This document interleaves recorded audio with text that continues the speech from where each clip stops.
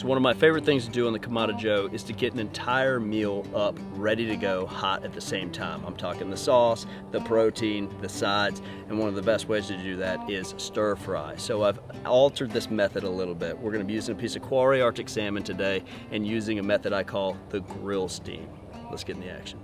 So when you're doing any kind of fast cook or stir fry, it's important to have your vegetables and all your mise en place together. And notice how I've got very fibrous things like these carrots in very small bits and pieces, whereas this edamame is shelled, ready to go.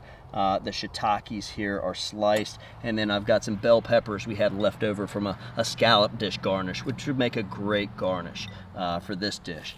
We've got bok choy here, which we're gonna put a knife through. I love bok choy. Yeah, I'm a huge fan. I like baby bok choy better, but this is absolutely perfect for what we're doing. Notice I just cut those leafy greens large, and then I'm gonna go a little smaller on the more fibrous and water-bound kind of root system here. And that's what we want to see. Okay, so this is just perfect. And you can imagine this melange of deliciousness stir frying together, a piece of fish searing on one side, and then we flip it on top of all these vegetables, and everything finishes at the same time. So one last toss of all the vegetables, the seared fish flips onto it, we shut the dome, we sprinkled a little bit of soy sauce or tamari, seasoned rice wine vinegar. Let's just do it. Enough talking. I do this, you know. Easy peasy lemon squeezy. Yeah. Well, I need to walk through it in my head, okay? So let's go ahead and slice this chili pepper, just little rounds, nothing crazy. And hitting all the major colors too. Yeah, and that's the thing about it as well. It should look gorgeous. It should taste fantastic. And this is going to bring a little heat as well. So I'm going to kind of keep that to the side there because we'll sprinkle that in the end. And a little bit of onion to bring a little sweetness to the dish as it caramelizes will be nice as well. Not too much onion though. So let's go ahead and put a little oil on our flat top. Come on, take a look. We're stabilized at 450 degrees. Now it could be a little less if we wanted it to be, but 450 is fine. 400, 425 would be all right as well. And I'm going to use my spatula here and just spread that oil out a little bit. And first thing we're going to do is put on some of our fibrous things. So I'm going to go with those onions and that bok choy. And we're going to get some mustard. Immediately smells amazing. Yeah. And it's exciting, right? Even the noises that are being made, the aromas that are being thrown. Those onions are just talking to me right now. And you're going to lose some stuff down in the flame. That's A-okay. All right. I'm going to save the greenery for later because we don't want that to wilt, but I'll find some of these more fibrous pieces. And now on this other side, I want to get that salmon started. So another little bit of oil there. We'll take the presentation side of this Quarry Arctic salmon. Today for seasoning, we've chosen Lane's Barbecue Kunami. I like the caramelization from the sweetness from the turbinado. I like the garlic and onion powders, the togarashi, and we'll just lay that right there. Oh, do the drag test first, right? If it drags and doesn't stick, you're ready to go. So perfect. We'll go ahead and season the other side of that while we're at it. Let's go ahead and throw a little seasoning on these vegetables as well. Good.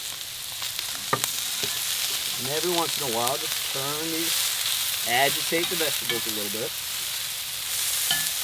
And then flatten them back out. Let's go ahead and bring our garlic on over. And if we're not ready to add it, we can still put it on top and just not have it mixed in yet. So it's sitting there, a little garlic time bomb for us. Bring in some of our other vegetables.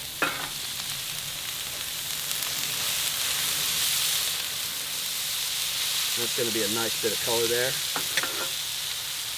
Oh yeah. Salmon's doing great. Let's use a spatula. Take a look. Great caramelization there. So I'm just going to set this down, give this one more toss.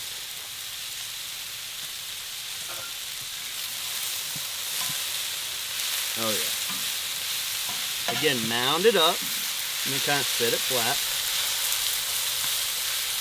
start to smell that garlic. Now we want to hit it with our liquid. We're going to go today with a little bit of rice wine vinegar, seasoned rice wine vinegar. Soy sauce or tamari, not too much. Fish right on top. Close that dome and let the grill steam happen, right? We got nice caramelization. The vegetables are started. They're on their way to being finished, right on top. We don't want those vegetables to be too soft, and we don't want that salmon to be too cooked. So we're perfectly on our way. Now we kind of take a look over here and get our garnishes sorted out.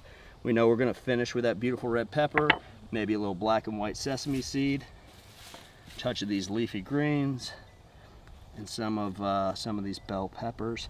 And then we can even glaze our fish if we wanted to with any kind of glaze that you like. I've seen this one in Publix quite a bit, so I picked that up today. It is a stir-fry sauce. You don't have to use that. You can make your own, easy peasy. But let's go ahead and take a look at the fish and the vegetables, of course. Oh yeah, beautiful. And if I wanted to, I could move this fish over, toss everything again, and just mix in that garnish. Those leaves, those bell peppers. Oh my gosh, that red pepper. Black and white sesames. A little bit more of the tsunami. And now let's fold it in so those greens begin to wilt. Magic is happening.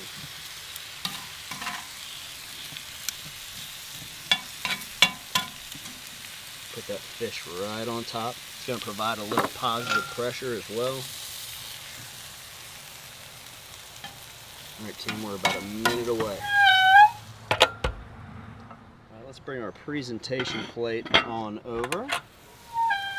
Oh my gosh. It smells unbelievable. Yeah, there's a lot going on here. And now we're just going to take some of that glaze right over the top. And some of that's going to get onto the vegetables as well and provide a nice little sugar content as well.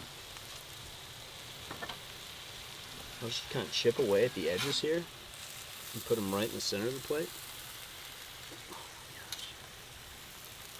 It really was a really quick cook. Yeah. This is a Tuesday night. This is a Saturday night meets Tuesday, you know what I mean? Grill steam. You're not going to find that method anywhere else except here. Plate architecture. Building, height, different colors, different flavors, different textures. This is a very well-rounded dish that's super simple. And look at those colors. Oh my gosh, you could throw some cashews in there. Would be excellent. Sunflower seeds. Oh geez, look at that, Nathan. Say I won't.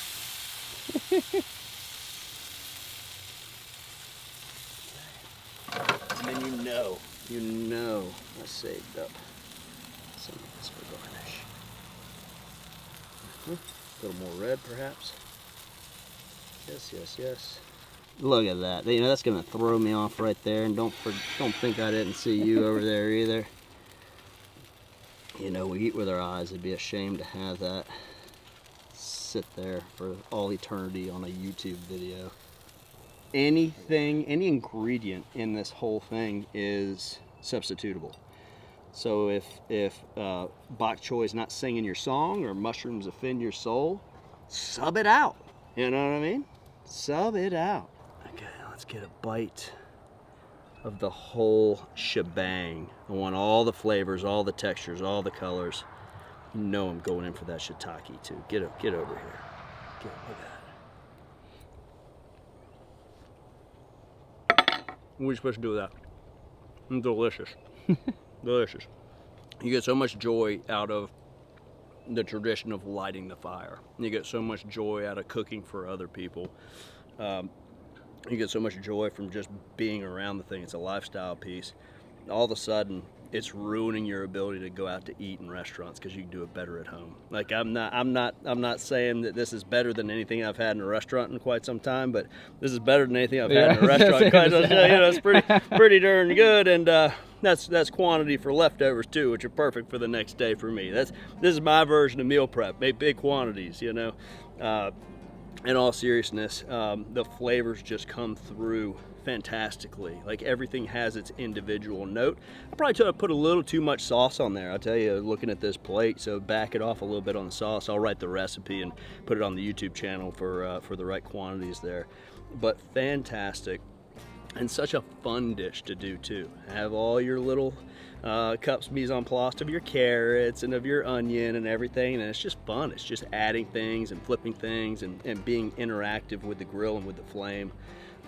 Great dish. So folks, if you enjoyed this as much as I enjoy creating it for you, don't forget to subscribe, hit the notification button. Please do leave us a comment.